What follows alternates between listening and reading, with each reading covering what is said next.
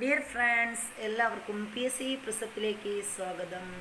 ഇന്ന് നമ്മൾ 6ാം ക്ലാസ്സിലെ SCERT സോഷ്യൽ സയൻസിലെ 5ാമത്തെ ചാപ്റ്ററാണ് പഠിക്കാൻ പോകുന്നത്. അപ്പോൾ നമ്മുടെ ചാപ്റ്ററിൻ്റെ പേര് സംസ്കാരവും സാംസ്കാരിക വൈവിധ്യങ്ങളും എന്നാണ്. നമ്മുടെ ക്ലാസ്സുകൾ ആദ്യമായിട്ട് കാണുന്ന ആരെങ്കിലും ഉണ്ടെങ്കിൽ ഒന്ന് സബ്സ്ക്രൈബ് ചെയ്ത് കാണുക. അതുപോലെ തൊട്ടടുത്തുള്ള ബെൽ ബട്ടൺ കൂടി എനേബിൾ ചെയ്താൽ നമ്മളിടുന്ന വീഡിയോസ് അപ്പോൾ തന്നെ നോട്ടിഫിക്കേഷനായിട്ട് നിങ്ങൾക്ക് ലഭിക്കുന്നതായിരിക്കും. അപ്പോൾ നമ്മൾ ഇന്ന് ഇവിടെ സംസ്കാരവും സാംസ്കാരിക വൈവിധ്യങ്ങളും എന്ന് പറയുന്ന ചാപ്റ്ററാണ് പഠിക്കാൻ പോകുന്നത്. ഇന്ത്യ പല നിറങ്ങളും ഭാഷകളും പാരമ്പര്യങ്ങളുമുള്ള രാജ്യമാണ്. വടക്ക് മഞ്ഞു മൂടിയ ഹിമാലയം മുതൽ തെക്ക് കടലോരങ്ങൾ വരെ ഓരോ പ്രദേശത്തിനും തനതായ സംസ്കാരമുണ്ട്. എണ്ണമറ്റ ഉത്സവങ്ങളുടെയും സംഗീതത്തിൻ്റെയും നാടാണ് നമ്മുടേത്. വ്യത്യസ്തങ്ങളായ നൃത്തരൂപങ്ങൾ ഓരോന്നും നമ്മുടെ ജനങ്ങളുടെ വ്യത്യസ്തമായ കഥകൾ പറയുന്നു. എന്നിരുന്നാലും ഈ വൈവിധ്യങ്ങൾക്കിടയിൽ മഹത് വ്യക്തികളായ ചിന്തകരുടെയും യോദ്ധാക്കളുടെയും ജീവിത കഥകളാൽ സമ്പന്നവും ശക്തവുമായ ഐക്യബോധം നാം പങ്കിടുന്നുണ്ട്. ഭിന്നതകളെ ഉൾക്കൊള്ളാനും വൈവിധ്യത്തിൽ ഐക്യം കണ്ടെത്താനുമുള്ള കഴിവിലാണ് ഇന്ത്യയുടെ ശക്തി കുടികൊള്ളുന്നത്. അപ്പോൾ ഇത് ഇന്ത്യയെ കണ്ടെത്തൽ എന്ന കൃതിയിലൂടെ നമ്മുടെ ജവഹർലാൽ നെഹ്റു പറഞ്ഞ കാര്യമാണ് നമ്മളിവിടെ പഠിച്ചത്. 1946 അദ്ദേഹം ഇന്ത്യയെ കണ്ടെത്തൽ എന്ന് പറയുന്ന ഒരു നോവൽ എഴുതിയിരിക്കുന്നത്. അപ്പോൾ ഇതിൽ എന്തൊക്കെയാണ് പറഞ്ഞത്? നമ്മുടെ ഇന്ത്യയിലെ പല നിറങ്ങളും ഭാഷകളും ഒക്കെ പാരമ്പര്യങ്ങളുമുള്ള രാജ്യമാണ് നമ്മുടേത്. അപ്പം പല നിറങ്ങളുണ്ട്, ഭാഷകളുണ്ട്, പാരമ്പര്യങ്ങളും ഒക്കെ നമ്മുടെ രാജ്യത്തുണ്ടെന്നാണ് അദ്ദേഹം പറയുന്നത്. ഇന്ത്യയുടെ വൈവിധ്യത്തെക്കുറിച്ച് നമ്മുടെ പ്രധാനമന്ത്രിയായ ജവഹർലാൽ നെഹ്റു ഇന്ത്യയെ കണ്ടെത്തൽ എന്ന പുസ്തകത്തിൽ കുറിച്ച വാക്കുകളാണ് നമ്മൾ പഠിച്ചത്. എന്തൊക്കെ വൈവിധ്യങ്ങളാണ് ഇവിടെ സൂചിപ്പിച്ചിരിക്കുന്നത്? എന്തൊക്കെയാണ്? ഭാഷ പറയുന്നുണ്ട്, നിറങ്ങൾ, പാരമ്പര്യങ്ങൾ, ഇതൊക്കെ നമ്മുടെ രാജ്യത്തിൻ്റെ പ്രത്യേകതയാണ്. അതുപോലെ തന്നെ വടക്ക് മഞ്ഞു മൂടിയ ഹിമാലയം മുതൽ തെക്ക് കടലോരങ്ങൾ വരെ. അപ്പോൾ വടക്ക് ഹിമാലയമാണെന്ന് നമുക്കറിയാം, തെക്ക് കടൽ പ്രദേശങ്ങൾ, തീരപ്രദേശമാണ്. ഓരോ പ്രദേശത്തിനും തനതായ സംസ്കാരമുണ്ടെന്നാണ് അദ്ദേഹം പറഞ്ഞത്. അതുപോലെ ഉത്സവങ്ങളെക്കുറിച്ചും സംഗീതത്തെക്കുറിച്ചും വ്യത്യസ്ത നൃത്തരൂപങ്ങളെക്കുറിച്ചും ഒക്കെ അദ്ദേഹം പറയുന്നുണ്ട്. ഈ വൈവിധ്യങ്ങൾക്കിടയിൽ മഹത് വ്യക്തികളായ ചിന്തകരുടെയും യോദ്ധാക്കളുടെയും ജീവിത കഥകളാൽ സമ്പന്നവും ശക്തവുമായ ഐക്യബോധം നാം പങ്കിടുന്നുണ്ട്. ഭിന്നതകളെ ഉൾക്കൊള്ളാനും വൈവിധ്യത്തിൽ ഐക്യം കണ്ടെത്താനുമുള്ള കഴിവിലാണ് ഇന്ത്യയുടെ ശക്തി എന്ന് ആര് പറഞ്ഞു വയ്ക്കുന്നു? നമ്മുടെ ജവഹർലാൽ നെഹ്റു ഇന്ത്യയെ കണ്ടെത്തൽ എന്ന പുസ്തകത്തിൽ പറഞ്ഞു വയ്ക്കുന്നുണ്ട്. മിലേ സുർ മേരാ തുമ്ഹാരാ തോ സുർ ബനേ ഹമാരാ സുർക്കി നദിയാം ഹർ ദിശാസേ. നമ്മുടെ മുമ്പൊക്കെ രാവിലെ നമ്മൾ കേട്ടിട്ടുണ്ട്, ഈ ദൂരദർശനിലൊക്കെ സ്ഥിരമായിട്ട് കേൾക്കുന്നൊരു പാട്ടായിരുന്നു ഈ മിലേ സുർ മേരാ തുമ്ഹാരാ തോ സുർ ബനേ ഹമാരാ സുർക്കി നദിയാം ഹർ ദിശാസേ ബഹ്തേ സാഗർ മേ മിലേ.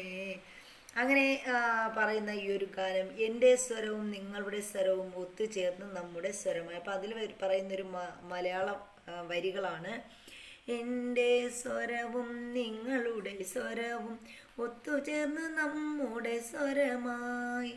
അപ്പോൾ ഇതൊക്കെ നമ്മൾ കേട്ടിട്ടുള്ളതാണ്. ഇന്ത്യയുടെ ദേശീയ ഐക്യം ശക്തിപ്പെടുത്തുന്നതിനായി 1988 രചിക്കപ്പെട്ട മിലേ സുർ മേരാ എന്ന് തുടങ്ങുന്ന ഗാനത്തിൻ്റെ ഏതാനും വരികളാണ് നമ്മൾ കേട്ടത്. നാനാത്വത്തിൽ ഏകത്വം എന്ന ആശയം പ്രതിഫലിപ്പിക്കുന്ന വിവിധ ഭാഷകളിലെ വരികൾ കോർത്തിണക്കി തയ്യാറാക്കിയതാണ് ഈ ഗാനം. വ്യത്യസ്ത നദികൾ ഒരൊറ്റ സമുദ്രത്തിൽ ലയിക്കുന്നത് പോലെ വ്യത്യസ്ത സംസ്കാരവും വ്യത്യസ്ത മനുഷ്യരും ആശയങ്ങളും കൂടിച്ചേരുമ്പോൾ മനോഹരമായ ഒരുമയുണ്ടാകുന്നു എന്നതാണ് ഈ ഗാനത്തിൻ്റെ സന്ദേശം. ഈ ഐക്യം വ്യക്തിതലത്തിൽ മാത്രമല്ല സാമൂഹിക തലത്തിലും പ്രധാനമാണ്. ഇപ്പോൾ ദേശീയ ഐക്യം പ്രതിഫലിപ്പിക്കുന്ന മലയാളത്തിലെ കവിതകളോ ഗാനങ്ങളോ കണ്ടെത്തി ക്ലാസ്സിൽ കുട്ടികളോട് ആലപിക്കാനൊക്കെ ഇവിടെ പറയുന്നുണ്ട്. ഇനി എൻ്റെ കേരളം സുന്ദര കേരളം ഒരു ചിത്രം തന്നിട്ടുണ്ട് കേട്ടോ. എൻ്റെ കേരളം സുന്ദര കേരളം എന്ന് പറയുന്ന ഒരു ചിത്രം, ഇതിന് വളരെ വളരെ പ്രാധാന്യമുള്ള ഒരു ചിത്രമാണിത്. കേരളപ്പിറവിയോടനുബന്ധിച്ച് തയ്യാറാക്കിയ ബ്രോഷറാണിത്. നമുക്കും ഇതുപോലെ ഒരു ബ്രോഷർ തയ്യാറാക്കിയാലോ? വിവിധ ഗ്രൂപ്പുകളായി തിരിയുക, സാമൂഹ്യശാസ്ത്ര ലാബിലെ സൗകര്യങ്ങൾ ഉപയോഗപ്പെടുത്തി ഇന്ത്യയിലെ സംസ്ഥാനത്തെയോ കേന്ദ്രഭരണ പ്രദേശത്തെയോ സംബന്ധിക്കുന്ന ഡിജിറ്റൽ ബ്രോഷർ തയ്യാറാക്കി ക്ലാസ്സിൽ അവതരിപ്പിക്കാൻ പറഞ്ഞിട്ടുണ്ട്. അതുപോലെ ഭാഷ, വേഷം, കല, ആഘോഷങ്ങൾ, വിനോദം, ഭക്ഷണം മുതലായ വിവരങ്ങൾ ഉൾപ്പെടുത്തുമല്ലോ. അപ്പോൾ നമ്മുടെ ആ ഒരു വ്യത്യസ്തതയാണ് പറയുന്നത്. ഭാഷയും വേഷവും കലയും ആഘോഷങ്ങളും വിനോദവും ഭക്ഷണവും ഒക്കെ ഉൾപ്പെടുന്നതാണ് നമ്മുടെ കേരളം എന്ന് പറയുന്നത്. ഇതൊക്കെ വ്യത്യസ്തമാണ്, നമ്മുടെ സംസ്കാരങ്ങളുടെ ഭാഗമാണ്. രാജസ്ഥാനിൽ നിന്ന് തൊഴിലിനായി കേരളത്തിൽ വന്ന് സ്ഥിരതാമസമാക്കിയ ഒരു കുടുംബത്തിലെ അംഗമാണ് ഋദ്ധി. ചോലവനം ഗവൺമെൻറ് UP സ്കൂളിലെ വിദ്യാർത്ഥിയായ ഋദ്ധി തൻ്റെ കൂട്ടുകാർക്കായി പങ്കുവച്ച ഒരു സന്ദേശം ഇവിടെ തന്നിട്ടുണ്ട്. എന്താണെന്ന് നമുക്ക് നോക്കാം. പ്രിയപ്പെട്ട കൂട്ടുകാരെ, എന്തൊക്കെയുണ്ട് നമ്മുടെ സ്കൂളിലെ വിശേഷങ്ങൾ? ഹരിയാലി തീജ് ആഘോഷിക്കാനാണ് ഞാൻ എൻ്റെ നാട്ടിലേക്ക് വന്നത്. അപ്പോൾ ആ കുട്ടി എവിടെ നിന്ന് വന്ന ആളാണെന്നാണ് പറഞ്ഞത്? നമ്മുടെ രാജസ്ഥാനിൽ നിന്ന് വന്നതാണ്. അപ്പോൾ രാജസ്ഥാനിലെ ഒരു ആഘോഷമാണ് ഹരിയാലി തിജ് എന്ന് പറയുന്നത്. അത് ആഘോഷിക്കാനാണ് ഞാൻ എൻ്റെ നാട്ടിലേക്ക് വന്നത്. ശ്രാവണ മാസത്തിലാണ്, അതായത് കേരളത്തിലെ ചിങ്ങമാസം ഞങ്ങൾ തീജ് ആഘോഷിക്കാറുള്ളത്. അപ്പോൾ ഇവിടെ നമ്മൾ ഓണം ആഘോഷിക്കുമ്പോൾ അവരെന്താണ് ശ്രാവണ മാസത്തിൽ തീജ് ആഘോഷിക്കാറുണ്ട്. കേരളത്തിൽ ഓണത്തിന് ഊഞ്ഞാൽ ഇടാറുണ്ടല്ലോ. തീജ് ആഘോഷത്തിന് ഞങ്ങളും ഇവിടെ ഊഞ്ഞാൽ ഇടാറുണ്ട്. പുതുവസ്ത്രങ്ങൾ, മധുരപലഹാരങ്ങൾ, ബന്ധുവീടുകളിലേക്കുള്ള വിരുന്നുപോക്ക്, അങ്ങനെ ഒത്തിരി വിശേഷങ്ങൾ ഈ ആഘോഷത്തിൻ്റെ ഭാഗമായുണ്ട്. പുഷ്കർ മേളയും ഗജമേളയും ഞങ്ങൾ ആഘോഷിക്കാറുണ്ട്. ഇത്തരം ആഘോഷവേളകളിൽ പുരുഷന്മാർ തലപ്പാവും കോട്ടുമാണ് ധരിക്കാറുള്ളത്. സ്ത്രീകൾ പാവാടയും ചോളിയും, അതായത് ബ്ലൗസും സാരിയും ധരിക്കാറുണ്ട്. കൂടുതൽ വിശേഷങ്ങൾ ഇനി നേരിട്ട് പറയാം. ഓണത്തിന് മുന്നേ ഞാൻ എങ്ങെത്തും. ഞങ്ങൾ പാകം ചെയ്ത ഇവിടുത്തെ സ്പെഷ്യൽ മധുരപലഹാരം നിങ്ങൾക്കെല്ലാവർക്കും കൊണ്ടുവരാം. അപ്പോൾ നമ്മുടെ രാജസ്ഥാനിലെ ഒരു ആഘോഷമായ ഹരിയാലി തീജിനെ കുറിച്ചാണ് ഇവിടെ പരാമർശിച്ചിട്ടുള്ളത്. ഇനി എന്തെല്ലാം സവിശേഷതകളാണ്, അതായത് ഓണത്തോട് സാമ്യമുള്ള എന്തെല്ലാം സവിശേഷതകളാണ് രാജസ്ഥാനിലെ തീജ് ആഘോഷത്തിനുള്ളതെന്ന് ചോദിച്ചിട്ടുണ്ട്. എന്തൊക്കെയാണ് നമ്മളിവിടെ പറഞ്ഞത്? ഊഞ്ഞാല്, അതുപോലെ തന്നെ മധുര പലഹാരങ്ങൾ, വസ്ത്രങ്ങളുടെ പ്രത്യേകത പറഞ്ഞു. ഇതൊക്കെ നമ്മുടെ നാട്ടിലുമുള്ളതാണ്. മധുര പലഹാരങ്ങൾ ഓണത്തോടനുബന്ധിച്ച് ഊഞ്ഞാലുണ്ടാവും, മധുര പലഹാരങ്ങളുണ്ടാവും. ഇതൊക്കെ ഇവിടെ അവരുടെ നാട്ടിലും ഉണ്ടാകുമെന്നാണ് പറയുന്നത്. കേരളത്തിൽ നിന്ന് വ്യത്യസ്തമായ എന്തെല്ലാം സവിശേഷതകളാണ് രാജസ്ഥാനിൽ കാണാൻ കഴിയുന്നത്? അപ്പോൾ ഇവിടെ എന്തൊക്കെയാണ് പറയുന്നത്? പുതുവസ്ത്രങ്ങൾ, മധുരപലഹാരങ്ങൾ, ബന്ധുവിലേക്കുള്ള വിരുന്ന്, ഇതൊക്കെ നമ്മളും പറയാറുള്ളതാണ്. പിന്നെ പറഞ്ഞു പുഷ്കർ മേളയും ഗജമേളയും ഞങ്ങൾ ആഘോഷിക്കാറുണ്ട്. ഇപ്പോൾ പുഷ്കർ മേളയുണ്ട്, അതുപോലെ ഗജമേളയൊക്കെ അവിടെയുണ്ട്. ഇത്തരം ആഘോഷവേളകളിൽ പുരുഷന്മാർ തലപ്പാവും കോട്ടുമാണ് ധരിക്കാറുള്ളത്. അതുപോലെ സ്ത്രീകൾ പാവാടയും ചോളിയുമാണ് ധരിക്കാറുള്ളതെന്ന് പറയുന്നുണ്ട്. അപ്പോൾ ഇതൊക്കെയാണ് അവിടുത്തെ ആഘോഷങ്ങളായിട്ട് പറയുന്നത്. രാജസ്ഥാനിലെയും കേരളത്തിലെയും ഭക്ഷണം, വസ്ത്രം, ആചാരങ്ങൾ, ആഘോഷങ്ങൾ എന്നിവയിലെ ചില സാമ്യങ്ങളും വ്യത്യാസങ്ങളും നാം പരിചയപ്പെട്ടു. ഓരോ നാടിനും ഇത്തരത്തിൽ ധാരാളം സവിശേഷതകൾ കാണാൻ കഴിയും.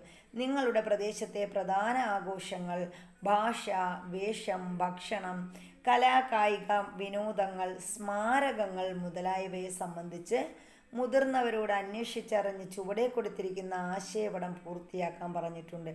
അപ്പോൾ എൻ്റെ നാട് എന്ന് പറഞ്ഞു തന്നിട്ടുണ്ട്. അതൊക്കെ ഓരോരുത്തരുടെ ഭക്ഷണം എന്താണ്, വേഷം, ഭാഷ, ആഘോഷം, വിനോദം, സ്മാരകം, ഇതൊക്കെ ചോദിച്ചിട്ടുണ്ട്. അത് കുട്ടികൾക്കുള്ള വർക്കാണ്. എൻ്റെ നാട് എന്ന വിവരണത്തിന് നാം ഉൾപ്പെടുത്തിയിരിക്കുന്ന സവിശേഷതകൾ നമ്മുടെ നാടിൻ്റെ സംസ്കാരത്തെ കുറിക്കുന്നു. ഇനി അടുത്ത് നമുക്കിവിടെ പ്രാധാന്യം അർഹിക്കുന്ന ഒന്ന്, എന്താണ് സംസ്കാരം? നമ്മുടെ ഭക്ഷണം, വേഷം, ഭാഷ തുടങ്ങിയവ ചേർന്നാണ് നമ്മുടെ സംസ്കാരം രൂപപ്പെടുന്നത്. നാം ചിന്തിക്കുകയും പ്രവർത്തിക്കുകയും ചെയ്യുന്ന രീതിയും സംസ്കാരത്തിൻ്റെ ഭാഗമാണ്. സമൂഹത്തിലെ അംഗങ്ങൾ എന്ന നിലയിൽ നമുക്ക് പരമ്പരാഗതമായി ലഭിക്കുന്നതാണ് സംസ്കാരം. അപ്പോൾ നമ്മൾ സമൂഹത്തിലെ അംഗമെന്ന നിലയിൽ നമുക്ക് പരമ്പരാഗതമായിട്ട് ലഭിക്കുന്ന ഒന്നാണ് എന്ത്? സംസ്കാരം എന്ന് പറയുന്നത്. മനുഷ്യരുടെ എല്ലാ നേട്ടങ്ങളെയും സംസ്കാരം എന്ന് പറയാം. അപ്പം നമ്മുടെ മനുഷ്യരുടെ എല്ലാ നേട്ടങ്ങളെയും ചേർത്താണ് നമ്മൾ എന്തെന്ന് പറയുന്നത്? സംസ്കാരം എന്ന് പറയുന്നത്. ഇനി ഇവിടെ E.B. ടൈലർ 1871 പ്രസിദ്ധീകരിച്ച പ്രിമിറ്റീവ് കൾച്ചർ എന്ന പുസ്തകത്തിലെ ആദ്യ വരികളിൽ സംസ്കാരത്തെ ഇങ്ങനെ നിർവചിച്ചിരിക്കുന്നു. അപ്പോൾ E.B. ടൈലർ രചിച്ച പുസ്തകമാണ് പ്രിമിറ്റീവ് കൾച്ചർ എന്ന ഈ പുസ്തകം രചിച്ചത് 1871 അദ്ദേഹം ഏത് പ്രിമിറ്റീവ് കൾച്ചർ എന്ന് പറയുന്ന ഈ ഒരു പുസ്തകം രചിച്ചിരിക്കുന്നത്. ഈ പുസ്തകത്തിലെ ആദ്യ വരികളിൽ സംസ്കാരത്തെക്കുറിച്ച് പറഞ്ഞിരിക്കുന്നത് എങ്ങനെയാണ്? സമൂഹത്തിലെ ഒരു അംഗമെന്ന നിലയിൽ മനുഷ്യർ ആർജിച്ച വിജ്ഞാനം, വിശ്വാസം, കല, സദാചാരങ്ങൾ, നിയമം, സമ്പ്രദായങ്ങൾ, മറ്റ് കഴിവുകൾ, ശീലങ്ങൾ എന്നിവയുടെ സങ്കീർണമായ ആകെത്തുകയാണ് സംസ്കാരം. അപ്പോൾ സംസ്കാരം എന്ന് പറഞ്ഞാൽ എന്തൊക്കെയെന്നാണ് അദ്ദേഹം പറഞ്ഞത്? നമ്മുടെ സമൂഹത്തിലെ ഒരു അംഗമെന്ന നിലയിൽ മനുഷ്യർ ആർജിച്ച വിജ്ഞാനത്തിൻ്റെയും വിശ്വാസത്തിൻ്റെയും കലയുടെയും സദാചാരങ്ങളുടെയും നിയമം, അതുപോലെ സമ്പ്രദായങ്ങൾ, മറ്റ് കഴിവുകൾ, ശീലങ്ങൾ എന്നിവയുടെ സങ്കീർണമായ ആകെത്തുകയാണ് എന്തെന്ന് പറയുന്നത്? സംസ്കാരം എന്ന് പറയുന്നത്. സംസ്കാരമാണ് മനുഷ്യരെ മറ്റ് ജീവജാലങ്ങളിൽ നിന്നും വ്യത്യസ്തമാക്കുന്നത്. ഓരോ വ്യക്തിയും ഓരോ സാംസ്കാരിക പശ്ചാത്തലത്തിലാണ് ജീവിക്കുന്നത്. സാമൂഹീകരണ പ്രക്രിയയിലൂടെയാണ് ഓരോ വ്യക്തിയും സ്വന്തം സംസ്കാരം ആർജിക്കുന്നത്. അപ്പോൾ സാമൂഹീകരണം അഥവാ സോഷ്യലൈസേഷനൊക്കെ നമ്മൾ 5ാം ക്ലാസ്സിൽ പഠിച്ചിട്ടുണ്ട്. അപ്പോൾ ഈ സാമൂഹീകരണ പ്രക്രിയയിലൂടെയാണ് നമ്മൾ ഓരോ വ്യക്തികളും എന്ത് ചെയ്യുന്നത്? സംസ്കാരം ആർജിച്ചെടുക്കുന്നത് എന്നാണ് പറയുന്നത്. ഇനി എന്താണ് സോഷ്യലൈസേഷൻ അല്ലെങ്കിൽ സാമൂഹീകരണം എന്ന് പറഞ്ഞാൽ? നമ്മൾ ജീവിക്കുന്ന സമൂഹത്തിൽ നാം എങ്ങനെ പെരുമാറണമെന്നും ഇടപെടണമെന്നും പഠിച്ചെടുക്കുന്ന പ്രക്രിയയാണ് സാമൂഹീകരണം. ഇത് ജനനം മുതൽ ആരംഭിച്ച് ജീവിതകാലം മുഴുവൻ തുടരുന്നൊരു പ്രക്രിയയാണ് എന്തെന്ന് പറയുന്നത്? സാമൂഹീകരണം എന്ന് പറയുന്നത്. കുടുംബം, വിദ്യാഭ്യാസം, കൂട്ടുകാർ, മാധ്യമങ്ങൾ തുടങ്ങിയവയെല്ലാം സാമൂഹീകരണ പ്രക്രിയയെ സഹായിക്കുന്ന ഘടകങ്ങളാണ്. അപ്പോൾ എന്താ സാമൂഹീകരണം എന്ന് പറഞ്ഞാൽ നമ്മൾ ജീവിക്കുന്ന സമൂഹത്തിൽ നാം എങ്ങനെ പെരുമാറണം, ഇടപെടണം, ഇങ്ങനെയൊക്കെ പഠിച്ചെടുക്കുന്ന ഒരു പ്രക്രിയ. ആ പ്രക്രിയയ്ക്ക് പറയുന്ന പേരാണ് സാമൂഹീകരണം. ജനനം മുതൽ ആരംഭിച്ച് നമ്മുടെ മരണം വരെയും ഈ ഒരു സാമൂഹിക പ്രക്രിയ നമ്മുടെ ജീവിതത്തിൽ എന്ത് ചെയ്യുന്നു? തുടരുന്നു. ഇനി കുടുംബം, വിദ്യാഭ്യാസം, കൂട്ടുകാർ, മാധ്യമങ്ങൾ തുടങ്ങിയവയെല്ലാം സാമൂഹീകരണ പ്രക്രിയയിൽ നമ്മളെ സ്വാധീനിക്കുന്ന ഘടകങ്ങളാണ്. കല, സംഗീതം, സാഹിത്യം, തത്വചിന്ത, മതം, ശാസ്ത്രം എന്നിവയെല്ലാം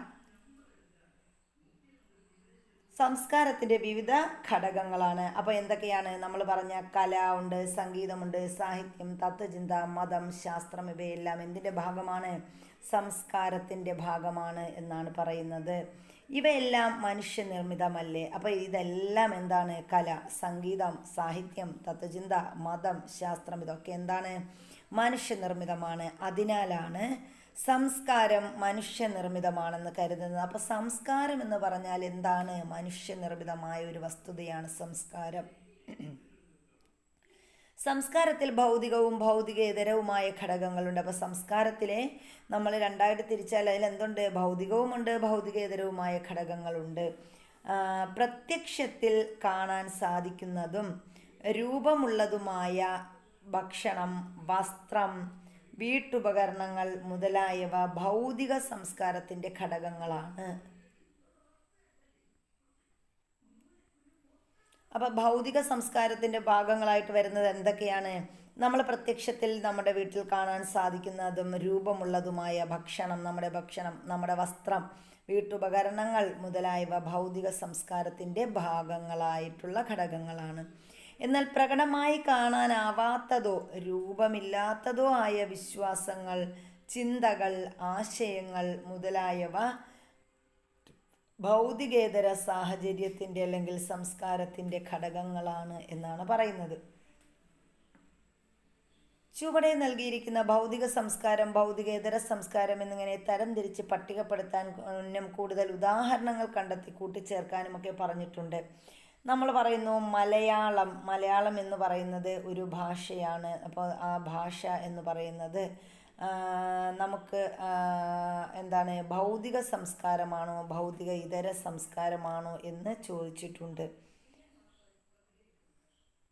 അപ്പോൾ എന്താണ് ഇനി ഷർട്ട്, നമ്മൾ പറഞ്ഞു നമുക്ക് കാണാൻ കഴിയാത്തത് ഭൗതികേതരം, കാണാൻ പറ്റുന്നതൊക്കെ ഭൗതിക സംസ്കാരം എന്നാണ് പറഞ്ഞത്. ഇനി മലയാളം എന്ന് പറയുന്നത്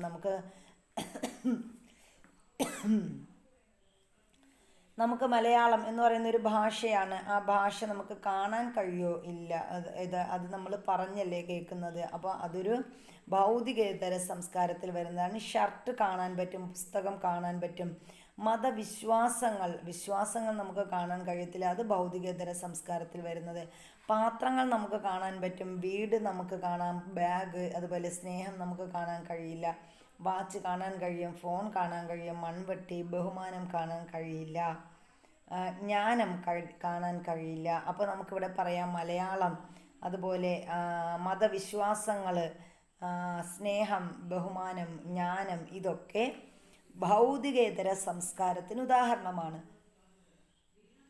പിന്നെ പറയുന്ന ഷർട്ട്, പുസ്തകം, പാത്രങ്ങൾ, വീട്, ബാഗ്, വാച്ച്, ഫോണ്, മൺവെട്ടി, ഇതൊക്കെ എന്താണ്, ഭൗതിക സംസ്കാരമാണ്. അപ്പം ഇതാണ് ഇതിൻ്റെ വ്യത്യാസം.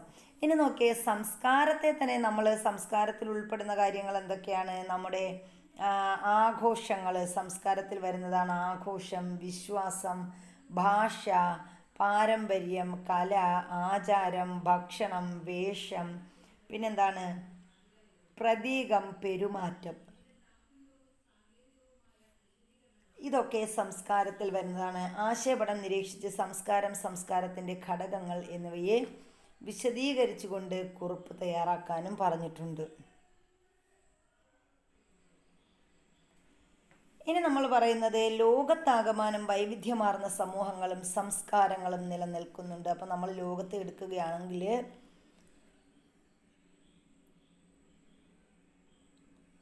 ലോകത്താകമാനം എന്തുണ്ട്? ലോകത്താകമാനം വൈവിധ്യമാർന്ന സമൂഹങ്ങളും സംസ്കാരങ്ങളും നിലനിൽക്കുന്നുണ്ട്.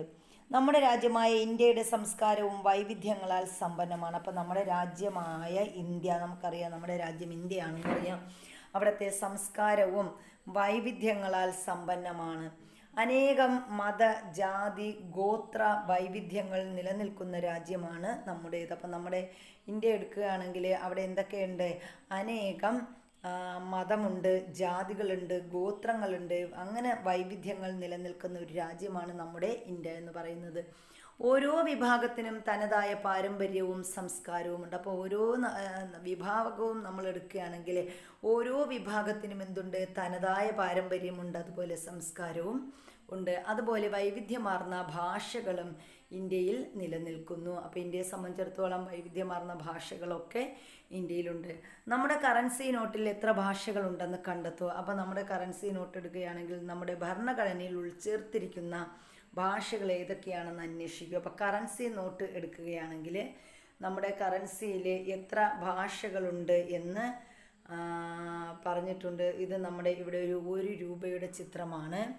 അപ്പോൾ ഈ 1 രൂപയുടെ ചിത്രത്തിൽ എത്ര ഭാഷകൾ കൊടുത്തിട്ടുണ്ട്? നമ്മുടെ കറൻസിയിൽ 2015 ഇറക്കിയ ഒരു കറൻസി നോട്ടാണ് ഈ കാണുന്നത്. അപ്പോൾ നമ്മുടെ കറൻസിയിലെ ഭാഷകളുടെ എണ്ണം എന്ന് പറയുന്നത്, അപ്പോൾ നമ്മൾ ഈ ഭാഷകൾ എണ്ണി നോക്കിക്കഴിഞ്ഞാൽ ഇതിൽ 15 ഭാഷകളിലാണ് ഈ 1 രൂപ നോട്ടിൽ നമുക്ക് ഭാഷകളുടെ എണ്ണം തന്നിട്ടുള്ളത്. ഇനി നമ്മുടെ ഭരണഘടനയിൽ ഉൾച്ചേർത്തിരിക്കുന്ന ഭാഷകൾ എന്ന് പറയുമ്പം അത് 22 ഭാഷകളാണ് ഉള്ളത്. ഇനി വിവിധ രാജ്യങ്ങളുടെ സാംസ്കാരിക സവിശേഷതകൾ ഉൾപ്പെടുത്തിയ പോസ്റ്റർ തയ്യാറാക്കാനൊക്കെ പറഞ്ഞിട്ടുണ്ട്. കുട്ടികൾക്കായിട്ടുള്ള വർക്കുകളാണത്. ഇനി ലോകത്തെല്ലായിടത്തും നിലനിൽക്കുന്ന സംസ്കാരങ്ങൾ വ്യത്യസ്തമാണെന്ന് തിരിച്ചറിഞ്ഞല്ലോ. ഇത്തരത്തിൽ സംസ്കാരത്തിന് നിരവധി സവിശേഷതകളുണ്ട്. അപ്പോൾ നമ്മുടെ ലോകത്തുള്ള എല്ലാ ഭാഷകൾക്കും സംസ്കാരങ്ങൾക്കും പ്രത്യേകം സവിശേഷതകളുണ്ട്. അവ ഏതൊക്കെയാണെന്നാണ് ഇനി നമ്മൾ പഠിക്കാൻ പോകുന്നത്. സംസ്കാരത്തിൻ്റെ സവിശേഷതകൾ. ഒന്നാമത്തേത് എന്താണ്? സംസ്കാരം പഠിച്ചെടുക്കുന്നതാണ്. അപ്പോൾ സംസ്കാരം എന്ന് പറയുന്നത് നമ്മൾ കൾച്ചർ ഈസ് ലേൺഡ്, നമ്മൾ സംസ്കാരം പഠിച്ചെടുക്കുകയാണ് ചെയ്യുന്നത്. കേരളത്തിലെ പ്രധാന ആഘോഷങ്ങളിലൊന്നാണ് ഓണം. നിങ്ങൾ വിദ്യാലയത്തിൽ ഓണം ആഘോഷിക്കാറുണ്ടല്ലോ. അപ്പോൾ ഓണാഘോഷത്തിനായി എന്തെല്ലാം ഒരുക്കങ്ങളാണ് നടത്താറുള്ളത്? അപ്പോൾ നമ്മൾ ഓണാഘോഷത്തിനായിട്ട് ഓണക്കളികൾ, അത്തപ്പൂക്കളം, അതുപോലെ സദ്യ, ഇങ്ങനെ ഒരുപാട് ഐറ്റംസ്, നമ്മൾ ഊഞ്ഞാലാട്ടം, അങ്ങനെ ഒരുപാട് കാര്യങ്ങളൊക്കെ നമ്മൾ ചെയ്യാറുണ്ട്. ഇത്തരം കാര്യങ്ങൾ നിങ്ങൾ പഠിച്ചത് എവിടെ നിന്നാണ്? നമ്മൾ പഠിച്ചത് സംസ്കാരത്തിലൂടെയാണ് ഇത് പഠിച്ചത്. സംസ്കാരം ജന്മസിദ്ധമായി ലഭിക്കുന്ന ഒന്നല്ല, മറിച്ച് എന്താണ്? കുടുംബം, വിദ്യാലയം, കൂട്ടുകാർ, സമൂഹം എന്നിവയുമായുള്ള ഇടപെടലുകളിലൂടെ നടക്കുന്ന സാമൂഹീകരണ പ്രക്രിയ വഴി നാം ആർജിച്ചെടുക്കുന്നതാണ് സംസ്കാരം. അപ്പോൾ സംസ്കാരം എന്ന് പറഞ്ഞാൽ നമുക്ക് കിട്ടുന്നത് എവിടെ നിന്നാണ്? കുടുംബത്തിൽ നിന്നും, അതുപോലെ വിദ്യാലയത്തിൽ നിന്നും, കൂട്ടുകാർക്കിടയിൽ നിന്നും, സമൂഹത്തിൽ നിന്നും ഒക്കെ നമുക്ക് കിട്ടുന്ന ഒരു സാമൂഹീകരണ പ്രക്രിയ വഴിയാണ് നാം ഇതെന്ത് ചെയ്യുന്നത്? ആർജിച്ചെടുക്കുന്നതെന്നാണ് പറയുന്നത്. മുതിർന്നവരെ ബഹുമാനിക്കുന്നത് എങ്ങനെയാണെന്ന് നാം കുടുംബത്തിൽ നിന്നാണ് പൊതുവെ പഠിക്കുന്നത്. അപ്പം മുതിർന്നവരെ ബഹുമാനിക്കണമെന്ന് പഠിക്കുന്നത് എവിടെ നിന്നാണ്? കുടുംബത്തിൽ നിന്നാണ് പഠിക്കുന്നത്. സമൂഹത്തിൽ എങ്ങനെ പെരുമാറണമെന്ന് കുടുംബം, വിദ്യാലയം, കൂട്ടുകാർ, സമൂഹം എന്നിവിടങ്ങളിൽ നിന്നും പഠിക്കുന്നു. അപ്പോൾ നമ്മൾ സമൂഹത്തിൽ നിന്ന് എങ്ങനെ പെരുമാറണമെന്ന് കുടുംബത്തിൽ നിന്നും, അതുപോലെ കൂട്ടുകാരിൽ നിന്നും, വിദ്യാലയത്തിൽ നിന്നും, സമൂഹത്തിൽ നിന്നുമൊക്കെയാണ് പഠിക്കുന്നത്. സമൂഹത്തെയും വ്യക്തികളെയും രൂപപ്പെടുത്തുന്നതിൽ സംസ്കാരം പ്രധാന പങ്ക് വഹിക്കുന്നു. അപ്പം നമ്മുടെ സമൂഹത്തെ വാർത്തെടുക്കുന്നതിലും വ്യക്തികളെ വാർത്തെടുക്കുന്നതിലുമൊക്കെ ആർക്ക്? സംസ്കാരത്തിന് പ്രധാന പങ്കുണ്ട്. ഒരു വ്യക്തി സ്വന്തം സംസ്കാരത്തെക്കുറിച്ച് പഠിക്കുകയും അത് ശീലിക്കുകയും ചെയ്യുന്നതാണ് സ്വസംസ്കാരം ആർജിക്കൽ എന്ന് പറയുന്നത്. അപ്പോൾ എന്താണ് സ്വസംസ്കാരം ആർജിക്കൽ എന്ന് പറഞ്ഞാൽ? സ്വസംസ്കാരം ആർജിക്കൽ എന്ന് പറഞ്ഞാൽ ഒരു വ്യക്തി സ്വന്തം സംസ്കാരത്തെക്കുറിച്ച് പഠിക്കുകയും അത് ശീലിക്കുകയും ചെയ്യുന്നതിനെയാണ് സ്വസംസ്കാരം ആർജിക്കൽ എന്ന് പറയുന്നത്. നിങ്ങൾ പഠിച്ചെടുത്ത ചില സംസ്കാര രീതികൾ എന്തൊക്കെയാണ്? അപ്പോൾ ദേശീയ ഗാനം ആലപിക്കുമ്പോൾ എഴുന്നേറ്റ് നിൽക്കൽ, അത് മുതിർന്നവരെ ബഹുമാനിക്കൽ, മുതിർന്നവരെ ആദരിക്കൽ, ഇതൊക്കെ നമ്മൾ പഠിച്ചെടുത്ത സംസ്കാരങ്ങളാണ്. ഇനി സംസ്കാരം പങ്കുവയ്ക്കുന്നതാണ്. അപ്പോൾ രണ്ടാമത് നമ്മൾ പറയുന്നത് എന്താണ്? സംസ്കാരം പങ്കുവയ്ക്കുന്നതാണ്. കൾച്ചർ ഷെയർഡ് എന്ന് പറഞ്ഞിട്ടുണ്ട്. എന്താണ്? വിദ്യാലയത്തിൽ നിങ്ങൾ കൂട്ടുകാർ ഒന്നിച്ചിരുന്നല്ലേ ഓണസദ്യ കഴിക്കാറുള്ളത്? അപ്പോൾ ഓണസദ്യയുടെ പ്രത്യേകതകൾ എന്തൊക്കെയാണ്? എല്ലാ വിഭാഗം ജനങ്ങളും ഒന്നിച്ചിരുന്ന് ഭക്ഷണം കഴിക്കുന്നു. സദ്യ കഴിക്കുന്നത് മിക്കപ്പോഴും നമ്മൾ ഇലകളിലായിരിക്കും സദ്യ കഴിക്കാറുള്ളത്. അങ്ങനെ ഒക്കെ ഒരുപാട് വിശേഷങ്ങളുണ്ട്. പാരമ്പര്യമായ രീതിയിലുള്ള സദ്യകളായിരിക്കും നമ്മൾ കഴിക്കുന്നത്. അതൊക്കെയാണ്. ഇനി ഓണസദ്യ എന്നത് കേവലം ഭക്ഷണം മാത്രമാണോ? സമൂഹത്തിലെ നാനാ തുറകളിലുള്ളവർ ഒത്തുചേരുന്ന അനുഭവം കൂടിയല്ലേ ഓണസദ്യ എന്ന് പറയുന്നത്? നിലത്തിരുന്ന് വാഴയിലയിൽ വിളമ്പിയ ഭക്ഷണം കഴിക്കുന്നത് പോലുള്ള പൊതു പാരമ്പര്യങ്ങൾ ഓണത്തിൻ്റെ ഭാഗമാണ്. അപ്പോൾ ഓണത്തിൻ്റെ പ്രത്യേകത എന്ന് പറഞ്ഞാൽ നമ്മൾ നിലത്തിരുന്ന്, അതുപോലെ വാഴയിലയിൽ വെട്ടി അതിലെ കറികളെല്ലാം വെച്ച് അങ്ങനെയാണ് നമ്മൾ ഓണത്തിന് സദ്യ ഒരുക്കുന്നത്. അത് ഐക്യബോധവും സാമൂഹിക പങ്കാളിത്തവും വളർത്തുന്നു. അപ്പോൾ ഈ ഒരു ഇതെന്താണ്? ഐക്യബോധവും സാമൂഹിക പങ്കാളിത്തവും വളർത്തുന്നു. ഭക്ഷണത്തിലൂടെയും ആഘോഷ ചടങ്ങുകളിലൂടെയും സംസ്കാരം കൂട്ടായി സ്വീകരിക്കുകയും കൈമാറുകയും ചെയ്യുന്നു. അപ്പം നമ്മൾ സംസ്കാരം കൂട്ടമായി സ്വീകരിക്കുകയും കൈമാറുകയൊക്കെ ചെയ്യുന്നത് ഈ ഭക്ഷണത്തിലൂടെയും അതുപോലെ ആഘോഷ ചടങ്ങുകളിലൂടെയും ഒക്കെയാണ്. ഇപ്രകാരം സമൂഹത്തിലെ അംഗങ്ങൾക്കിടയിൽ സംസ്കാരം പരസ്പരം പങ്കുവയ്ക്കപ്പെടുന്നു. ഇനി അടുത്ത് പറയുന്നത് എന്താണ്? സംസ്കാരം പ്രതീകാത്മകമാണ്. കൾച്ചർ സിംബോളിക് എന്ന് പറയുന്നുണ്ട്. എന്താണെന്ന് നോക്കാം. നമ്മുടെ ദേശീയതയെ പ്രതിനിധീകരിക്കുന്ന എന്തെല്ലാം പ്രതീകങ്ങൾ നിങ്ങൾക്കറിയാം? അപ്പോൾ ദേശീയതയെ പ്രതിനിധാനം ചെയ്യുന്നതാണ് ദേശീയ ഗാനം, അതുപോലെ നമ്മുടെ വന്ദേ മാതരം, ഇതൊക്കെ ദേശീയതയെ പ്രതിനിധീകരിക്കുന്ന സംഭവങ്ങളാണ്. പിന്നെ നമ്മുടെ പതാക, ഇതൊക്കെ എന്താണ്? ദേശീയതയെ പ്രതിനിധീകരിക്കുന്നതല്ലേ? അതുപോലെ അശോക ചക്രം, മയില്, കടുവ, ഇതൊക്കെ നമ്മുടെ ദേശീയതയെ പ്രതിനിധാനം ചെയ്യുന്നതാണ്. ചിത്രം നിരീക്ഷിക്കൂ. ഇന്ത്യൻ ദേശീയതയുടെയും സംസ്കാരത്തിൻ്റെയും ചില പ്രതീകങ്ങളാണിവ. ദേശീയഗാനം, ദേശീയ പതാക, ദേശഭക്തി ഗാനം എന്നിവ നമ്മളിൽ ഉണ്ടാക്കുന്ന വികാരം ദേശീയതയാണ്. ദേശീയത ദേശസ്നേഹത്തെയും ദേശീയ ഐക്യത്തെയും പ്രതിനിധീകരിക്കുന്നു. അപ്പോൾ നമ്മൾ ഇന്ത്യൻ ദേശീയതയുടെയും സംസ്കാരത്തിൻ്റെയും പ്രതീകങ്ങളെക്കുറിച്ച് പറഞ്ഞു. അതിൽ പ്രധാനപ്പെട്ടത് ഏതൊക്കെയാണ്? ദേശീയ ഗാനമുണ്ട്, ദേശീയ പതാകയുണ്ട്, ദേശഭക്തി ഗാനമുണ്ട്. ഇവയൊക്കെ നമ്മളിൽ ഉണ്ടാക്കുന്ന വികാരം എന്താണ്? ദേശീയത എന്നൊരേ ഒരു വികാരമാണ്. ദേശീയത ദേശസ്നേഹത്തെയും ദേശീയ ഐക്യത്തെയും പ്രതിനിധീകരിക്കുന്നു. ഇതുപോലെ ഭാഷ, ആംഗ്യങ്ങൾ, മുതിർന്നവരെയോ അതിഥികളെയോ കാണുമ്പോൾ കൈകൂപ്പുന്നത്, വസ്തുക്കൾ, അതുപോലെ സ്മാരകങ്ങൾ, മതചിഹ്നങ്ങൾ തുടങ്ങിയ പ്രതീകങ്ങൾ സംസ്കാരത്തെ സൂചിപ്പിക്കാൻ ഉപയോഗിക്കുന്നു. ഈ പ്രതീകങ്ങൾ സംസ്കാരത്തെയും മൂല്യങ്ങളെയും പരിപോഷിപ്പിക്കാൻ സഹായിക്കുന്നു എന്നാണ് പറയുന്നത്. നിങ്ങളുടെ പ്രദേശത്ത് സംസ്കാരത്തിൻ്റെ ഭാഗമായി ഉപയോഗിക്കുന്ന പ്രതീകങ്ങളും അവയുടെ സവിശേഷതകളും കണ്ടെത്തി ചുമർ പത്രിക തയ്യാറാക്കാൻ പറഞ്ഞിട്ടുണ്ട്. ഇനി പറയുന്നത് എന്താണ്? സംസ്കാരം ചലനാത്മകമാണ്, കൾച്ചർ ഈസ് ഡൈനാമിക് എന്ന് പറഞ്ഞിട്ടുണ്ട്. വിവാഹ വാർഷിക ആഘോഷത്തിൽ പങ്കെടുക്കാനെത്തിയ കൊച്ചുമക്കളോടും കൂട്ടുകാരോടും മുത്തശ്ശി വിവാഹ ആഘോഷത്തിൽ വന്ന മാറ്റങ്ങൾ പങ്കുവയ്ക്കുന്ന ഒരു ചടങ്ങാണ് ഇവിടെ തന്നിരിക്കുന്നത്. എൻ്റെ ചെറുപ്പകാലത്ത് വിവാഹങ്ങൾ വളരെ ലളിതമായിരുന്നു. ഞങ്ങളുടെ വിവാഹം നടന്നത് വീട്ടുമുറ്റത്തൊരുക്കിയ പന്തലിൽ വച്ചായിരുന്നു. അടുത്ത ബന്ധുക്കളെയും കുടുംബക്കാരെയും മാത്രമേ ക്ഷണിച്ചിരുന്നുള്ളൂ. എൻ്റെ ബന്ധുക്കൾ ചേർന്നാണ് ഭക്ഷണം പാചകം ചെയ്തത്. വിവാഹ ചടങ്ങുകൾക്കും ആചാരങ്ങൾക്കുമായിരുന്നു അന്നത്തെ കാലത്ത് ശ്രദ്ധ കൂടുതലായിട്ടുണ്ടായിരുന്നത്. എന്നാൽ എൻ്റെ കൊച്ചുമക്കളുടെ വിവാഹം ഒരു ഉത്സവം തന്നെയായിരുന്നു. മനോഹരമായി അലങ്കരിച്ച അതിവിശാലമായ ഓഡിറ്റോറിയം, വേദിയിൽ നിറയെ ഫോട്ടോഗ്രാഫർമാരും വീഡിയോഗ്രാഫർമാരും. ഞങ്ങളുടെ കാലത്ത് വിവാഹത്തിന് ഒരൊറ്റ ദിവസത്തെ ചടങ്ങ് മാത്രമേ ഉണ്ടായിരുന്നുള്ളൂ. എന്നാൽ ഇന്ന് മഞ്ഞൾ കല്യാണം, മൈലാഞ്ചിയിടൽ തുടങ്ങി വിവാഹത്തിന് മുമ്പ് തന്നെ എന്തെല്ലാം പുതിയ ആഘോഷങ്ങളാണ്.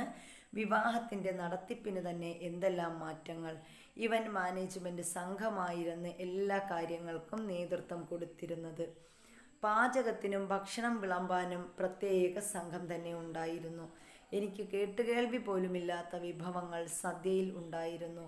ലളിതമായ ചടങ്ങിൽ നിന്നും വിവാഹ രീതികൾ എത്രമാത്രം മാറിയിരിക്കുന്നു. അപ്പോൾ ഒരു മുത്തശ്ശിയുടെ വിവാഹ ഓർമ്മകളാണ് നമ്മളിവിടെ പങ്കുവെച്ചത്. പുരാതന കാലത്ത്, പണ്ട് കാലത്തുണ്ടായിരുന്നത് ഇപ്പോഴത്തെ വിവാഹവും തമ്മിലുള്ള വ്യത്യാസങ്ങളാണ് ഇവിടെ പറയുന്നത്. വിവാഹ രീതിയിൽ വന്നിട്ടുള്ള ആധുനിക പ്രവണതകൾ സൂചിപ്പിക്കുന്ന ചിത്രങ്ങളാണ് ഇവിടെ തന്നിരിക്കുന്നത്. അപ്പോൾ വിവാഹ ചടങ്ങുകളിൽ വന്ന മാറ്റങ്ങളെക്കുറിച്ച് മുത്തശ്ശി സൂചിപ്പിച്ചല്ലോ, അതെന്തൊക്കെയാണെന്നാണ് പറഞ്ഞത്. അപ്പോൾ മൈലാഞ്ചി കല്യാണം, മഞ്ഞൾ കല്യാണം, അതുപോലെ ഇവൻ്റ് മാനേജ്മെൻറ്റ്, ഓഡിറ്റോറിയം, ഇതൊക്കെയാണ് അവർ പറഞ്ഞത്. ബന്ധുക്കൾ, സുഹൃത്തുക്കൾ, നാട്ടുകാർ എന്നിങ്ങനെ എല്ലാവരും പങ്കെടുക്കുന്ന വിവാഹം ഒരു സാമൂഹിക കൂടിച്ചേരലാണ്. ആധുനിക സാങ്കേതിക വിദ്യയുടെ വികാസത്തോടെ വിവാഹം പോലുള്ള ചടങ്ങുകൾക്ക് വലിയ മാറ്റങ്ങൾ വന്നുകൊണ്ടിരിക്കുന്നു. വിവാഹവുമായി ബന്ധപ്പെട്ട് നടത്തുന്ന ആർഭാടങ്ങളുടെ ഭാഗമായി ധാരാളം പുതിയ തൊഴിൽ മേഖലകൾ വികസിച്ചു വരികയും ഒട്ടേറെ പേർക്ക് തൊഴിൽ ലഭ്യമാകുകയും ചെയ്യുന്നുണ്ട്. ഈ അഭിപ്രായത്തോട് നിങ്ങൾ യോജിക്കുന്നുണ്ടോ? വിവാഹം പോലുള്ള ചടങ്ങുകൾ ആർഭാടമായി നടത്തുന്നതിനു പകരം വളരെ ലളിതമായി നടത്തുന്നതിനോട് നിങ്ങളുടെ അഭിപ്രായം എന്താണെന്ന് ചർച്ച ചെയ്യാനൊക്കെ പറഞ്ഞിട്ടുണ്ട്.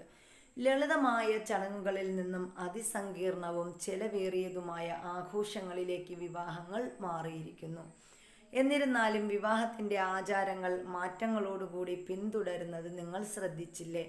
ഇങ്ങനെ സംസ്കാരം ഒരേ സമയം പാരമ്പര്യത്തെയും ആധുനികതയെയും ഉൾക്കൊണ്ടുകൊണ്ട് മാറ്റങ്ങൾക്ക് വിധേയമാകുന്നു. അപ്പം നമ്മൾ എങ്ങനെയൊക്കെ മാറിയാലും നമ്മളെ സംസ്കാരവും ആചാരവും നമ്മൾ പിന്തുടർന്ന് പോകുന്നു എന്നാണ് ഇവിടെ പറയുന്നത്. നവമാധ്യമങ്ങളുടെ വികാസം നമ്മുടെ സംസ്കാരത്തിൻ്റെ ഭാഗമായ ഭക്ഷണം, വസ്ത്രം എന്നിവയെ സ്വാധീനിക്കുന്നുണ്ടോ? അപ്പോൾ ഇനി അടുത്ത സംസ്കാരവുമായി ബന്ധപ്പെട്ട ഒന്നാണ് സംസ്കാരം സാമ്പ്രദായികമാണ്. സംസ്കാരം എന്ന് പറഞ്ഞാൽ കസ്റ്റമറി, സാമ്പ്രദായികമാണ്. അപ്പോൾ അതിന് ഒരു ഉദാഹരണമാണ് തെയ്യം. വടക്കൻ കേരളത്തിലെ ഒരു അനുഷ്ഠാന കലാരൂപമാണ് തെയ്യം. വൈവിധ്യപൂർണമായ ചടങ്ങുകളാണ് തെയ്യത്തിനുള്ളത്. തെയ്യത്തിനുള്ള തീയതി നിശ്ചയിച്ച് തെയ്യം കെട്ടുന്ന ആളെ കോലം കെട്ടാൻ ഏൽപ്പിക്കുന്ന ആദ്യത്തെ ചടങ്ങാണ് അടയാളം കൊടുക്കൽ. അപ്പോൾ തെയ്യത്തിൻ്റെ ആദ്യത്തെ ചടങ്ങ് ഏതെന്ന് ചോദിച്ചാൽ ഏതാണ്? അതാണ് അടയാളം കൊടുക്കൽ. തെയ്യം കെട്ടുന്നയാൾ 1 മുതൽ 7 ദിവസം വരെ വ്രതമെടുക്കാറുണ്ട്. അപ്പോൾ തെയ്യത്തിൻ്റെ ആദ്യത്തെ ചടങ്ങ് കൊട്ടലാണ്, അടയാളം കൊടുക്കലാണ്. തെയ്യം കെട്ടുന്ന ആൾ എന്ത് ചെയ്യും? 1 മുതൽ 7 ദിവസം വരെ വ്രതമെടുക്കാറുണ്ട്. വർഷത്തിലൊരിക്കലാണ് കാവുകളിലും മറ്റും തെയ്യം കെട്ടിയാടുന്നത്. വർഷത്തിലൊരിക്കലാണ് കാവുകളിലും മറ്റും തെയ്യം കെട്ടിയാടുന്നത്. ആധുനിക കാലത്തും നിലനിൽക്കുന്ന തെയ്യം അനുഷ്ഠാനങ്ങളുടെ തുടർച്ചയും സാംസ്കാരിക പൊലിമയും വിളിച്ചോതുന്ന ഗ്രാമക്കാഴ്ചകളാണ്. അപ്പോൾ തെയ്യത്തിൻ്റെ അവതരണവുമായി ബന്ധപ്പെട്ട ചില സമ്പ്രദായങ്ങളെക്കുറിച്ചാണ് നമ്മൾ പറഞ്ഞത്. അതെന്തൊക്കെയാണ് പറഞ്ഞത്? നമ്മൾ പറഞ്ഞു തെയ്യത്തിൻ്റെ ആദ്യ ചടങ്ങ് എന്താണ്? അടയാളം കൊടുക്കലാണെന്ന് പറഞ്ഞു. തെയ്യം കെട്ടുന്നയാൾ 1 മുതൽ 7 ദിവസം വരെ വ്രതമെടുക്കുമെന്ന് പറഞ്ഞു. വർഷത്തിലൊരിക്കലാണ് കാവുകളിലും മറ്റും തെയ്യം കെട്ടിയാടുന്നത്. ആധുനിക കാലത്ത് നിലനിൽക്കുന്ന തെയ്യം അനുഷ്ഠാനങ്ങളുടെ തുടർച്ചയും സാംസ്കാരിക പൊലിമയും വിളിച്ചോതുന്ന ഗ്രാമക്കാഴ്ചകളാണെന്ന് പറഞ്ഞു. തെയ്യം പോലുള്ള നിരവധി അനുഷ്ഠാന കലകൾ കേരളത്തിൻ്റെ സമ്പന്നമായ സാംസ്കാരിക പാരമ്പര്യത്തെ പ്രതിഫലിപ്പിക്കുന്നു. ഇതുപോലെ നമ്മുടെ സമൂഹത്തിൽ നിരവധി സമ്പ്രദായ രീതികൾ നിലനിൽക്കുന്നുണ്ട്. അവ പൂർവികരിൽ നിന്നും പുതുതലമുറയിലേക്ക് കൈമാറ്റം ചെയ്യപ്പെടുന്നവയാണ്.